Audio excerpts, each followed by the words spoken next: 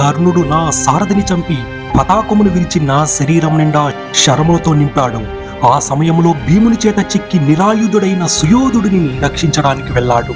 నేను శిబిరానికి వచ్చాను. అర్జున, కర్ణుడు నాకు చేసిన ఘోరావమానానికి నీ వంటి తమ్ముడు ఉన్నందువలన అవమాన భారం తీరింది. కర్ణుడిని ఎలా సంహరించావు? అతడి వెంట అతడి తమ్ముళ్ళు, కుమారులు, అతడి బంధువులు, సేనలు ఎప్పుడు వెన్నంటి ఉంటారు కదా. నీవు ఏమాత్రం గాయపడకుండా కర్ణుడిని చంపి నీ పరాక్రమం లోకానికి నిరూపించావు. ఆనాడు ద్రౌపది అన్న మాటలు నా చెవిలో ఇంకా మారు మ్రోగుతూనే ఉన్నాయి. అర్జున, ద్రౌపది పరాభవాగ్నిని చల్లార్చావు. అత్యంత గర్వసమ్మున్నతమైన అతడి తలను ఎలా ఎగరగొట్టావు? అతడు నీ మీద శరప్రయోగం చేస్తున్నప్పుడు నీవు అతడి గుండెలకు గురిపెట్టి కొట్టగా చచ్చాడా అన్నాడు ధర్మరాజు. అన్నయ్య, నేను సంశక్తులతో యుద్ధం చేస్తున్నప్పుడు అశ్వత్థామ తన సేనలతో నన్ను చుట్టుముట్టాడు. నేను ఆ సేనలోని 500 రథాలను విరిచి రణభూమిని వారి శవాలతో నింపాను. అశ్వత్థామ నన్ను నా రథాన్ని కనిపించినంతగా శరముతో కప్పి నాకు దిక్కు తోచకుండా చేశాడు. ఆ తరువాత నేను అతడిని తరిమి కొట్టాను.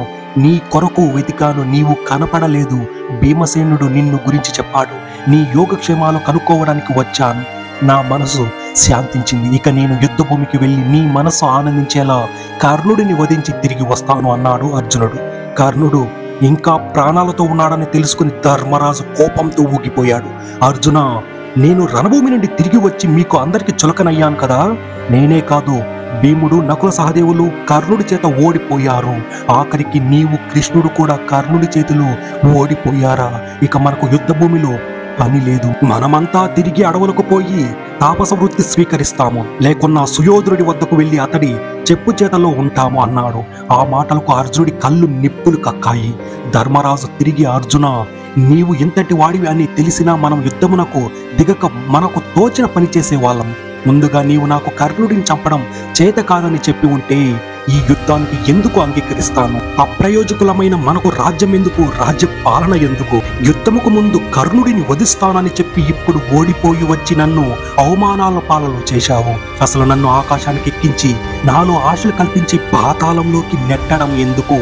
ఆ రోజు కృష్ణుడి ముందు నీవు చెప్పినవన్నీ అసత్యములేనా?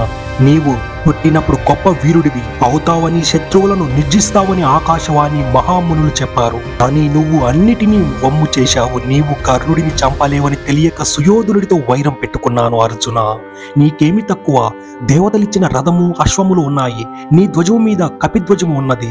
నీ చేత తిరుగులేని గాంధీవం ఉన్నది. అక్షయ తునీరము ఉంది. అన్నిటికీ మించి దేవదేవుడైన శ్రీకృష్ణుడు సారథిగా నిన్నెప్పుడూ వెన్నంటి ఉన్నాడు.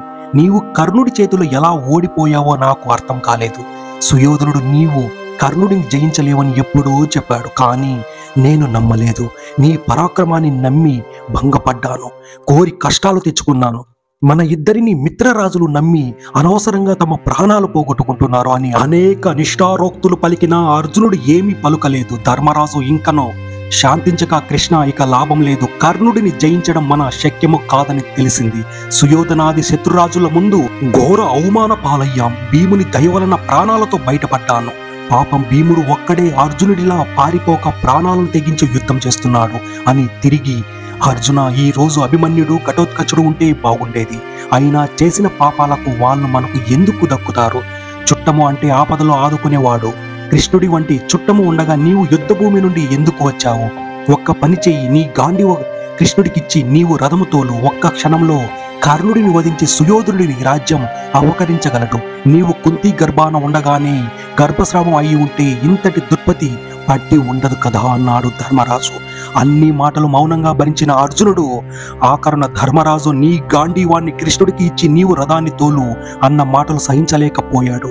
పక్కనే ఉన్న కత్తి తీసుకుని ధర్మరాజును నరకబోయాడు. కృష్ణుడు అర్జునుడి చెయ్యి పట్టుకుని వారించి, అర్జున, ఇక్కడ కత్తితో పని ఏమి? ఇక్కడ మనకు శత్రువులు ఎవరూ లేరు కదా. మనం ఇక్కడకు ధర్మరాజుడు క్షేమంగా ఉన్నామా లేదా అని చూడవచ్చాము. క్షేమంగా ఉన్నాడని తెలుసుకున్నాము. ఇది సంతోషించవలసిన సమయం, కానీ కోపం తెచ్చుకోవలసిన సమయం కాదు అని అన్నాడు. అప్పుడు అర్జునుడు, కృష్ణ, నా గాంధీవాన్ని ఎవరైనా ఇమ్మని అన్నా వారి తల నరుకుతానని నా ప్రతిజ్ఞ. ధర్మరాజు మాటలు విన్నావు కదా, అలాంటి మాటలు అన్నవాడిని నరకడం అతడు ధర్మమే కానీ అధర్మం కదా. కనుక నా ప్రతిజ్ఞ నెరవేర్చుకుని అసత్య దోషం నెరవేర్చుకుంటాను. పోనీ నీవు లోకజ్ఞానం కలవాడివి కదా, నేను ఏమి చేయాలో చెప్పు అన్నాడు. కృష్ణుడు, అర్జున, చాలు వ్యర్థ ప్రేలాపనలు ఆపు. ధర్మాధర్మ విచక్షణ తెలిసిన వారు నీవెలా పలుకరు? ఎవరైనా వింటే నీకు పెద్దల ఎడగౌరవం లేదని అనుకోగలరు. ఏది ధర్మమో ఏది కాదో తెలుసుకుని మాట్లాడు అర్జున. సత్యము అహింస పరమ ధర్మములు. ఆ సత్యమే అహింసాచరణ తోడ్పడాలి, కానీ హింసను ప్రేరేపించకూడదు. మనం చేసే కర్మలలో ధర్మము సూక్ష్మాతిత సూక్ష్మంగా ఉంటుంది. కర్మను ఉచితానుచితాలు తెలుసుకుని చెయ్యాలి. నీ అన్నయ్య నీ హితము కోరేవాడు, ధర్మము తెలిసిన వాడు మనకు మహారాజు. అతడిని చంపబోనడం ధర్మం అనిపించుకుంటుందా? తెలిసి తెలియని వయసులో చేసిన ప్రతిజ్ఞ నెరవేర్చుకోవడానికి ఈ వయసులో ధర్మాధర్మ విచక్షణ మరవడం మూర్ఖత్వం అనిపించుకుంటుంది అర్జున. పెద్దలు ఇందుకు అంగీకరించరు. ధన మాన ప్రాణాలకు ముప్పు వాటిల్లినప్పుడు అసత్యము పలుకుట దోషం కాదు.